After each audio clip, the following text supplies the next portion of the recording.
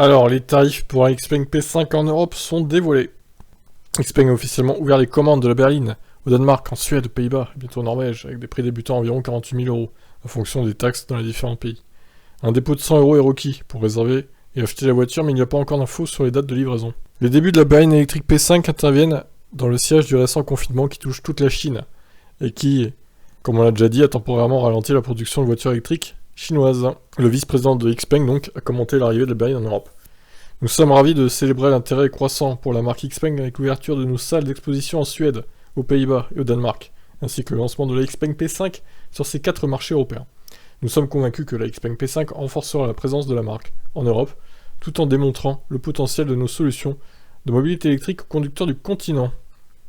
En parcourant le configurateur pour l'un des pays européens, il ne semble pas qu'il y ait beaucoup d'options possibles à sélectionner, en plus de l'équipement de série.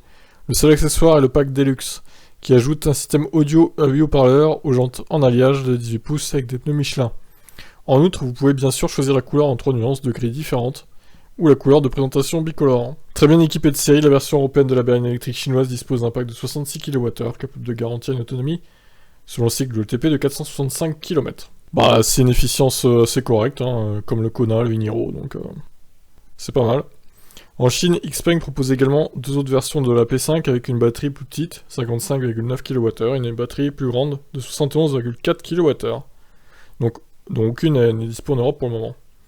La version européenne pourrait même ne pas être équipée de système de conduite autonome basé sur le LiDAR, avec des capteurs ultrasons et des caméras dédiées. Ça serait dommage quand même. Bon, ben on verra ça.